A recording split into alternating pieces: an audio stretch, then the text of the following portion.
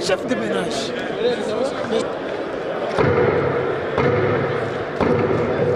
Sous la présidence du premier vice-président de la Chambre basse, le professeur Isaac Jean-Claude Chilumbaï Moussaou, la plénière convoquée ce vendredi 2 mai a abordé 4 points à l'ordre du jour, notamment l'examen et adoption du projet de loi portant autorisation de la prorogation de l'état de siège au Nord Kivu et en Ituri, l'examen et l'adoption de ce projet de loi de ratification, ainsi que l'examen et adoption de la proposition de loi fixant les principes fondamentaux sur la sécurité alimentaire.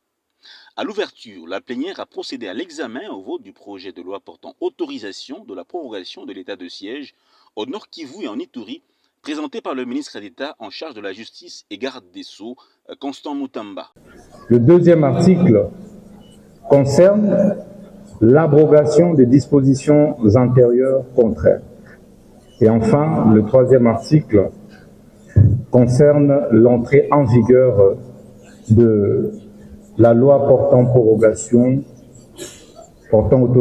de prorogation d'état de siège sur une partie du territoire national. Au total, 315 députés nationaux ont voté pour l'adoption de l'intégralité du texte après l'examen article par article qui entre en vigueur à partir de 7 mai 2025. S'agissant de l'examen de ce projet de loi de ratification, le bureau a sollicité un report de l'examen de cette question pour une lecture approfondie de ces textes suite à l'absence des ministres sectoriels pour des urgences d'État. Afin de vous permettre de l'exploiter suffisamment, nous devions le faire à bref délai. Mais dans l'hypothèse où il y a des motifs de croire que le plus grand nombre l'a exploité, nous pouvons bien procéder afin de pouvoir rencontrer cette urgence exprimée par la présidence de la République.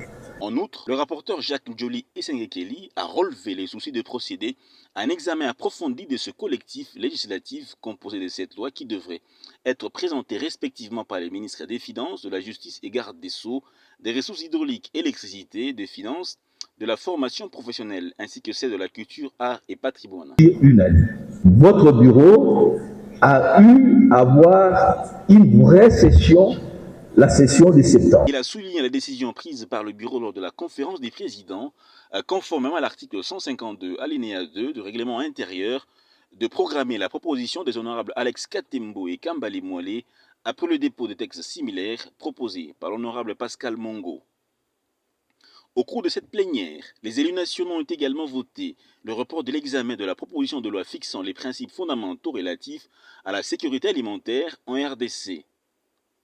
Et plusieurs motions d'information et de procédure ont été soulevées respectivement par les députés nationaux Percy Nzuzi, Eliezer Tambwe et Ladi Yangotikala sur l'insécurité dans le Congo central, l'effectivité du contrôle parlementaire et la controverse sur la levée des immunités des députés nationaux. Honorable Président, acceptez que je sois bilingue. La proposition, elle stipulait que l'on demande aux cours et tribunaux de pouvoir respecter la procédure. Sur la demande de la plénière, le bureau de l'Assemblée a procédé à toutes les diligences utiles pour faire parvenir le point de vue de la plénière à la Cour constitutionnelle. Donc, sous la signature de l'honorable président de l'Assemblée nationale, une correspondance avait été adressée à la Cour lui rappelant la nécessité de respecter les prescrits de notre Constitution qui confère à l'Assemblée nationale le pouvoir seul d'autoriser les poursuites contre un député national ainsi investi de cette qualité. Le premier vice-président de la Chambre basse, le professeur Isaac Jean-Claude Chilumbaï, a rassuré la plénière de la programmation hebdomadaire du contrôle parlementaire conformément aux prescrits du règlement intérieur.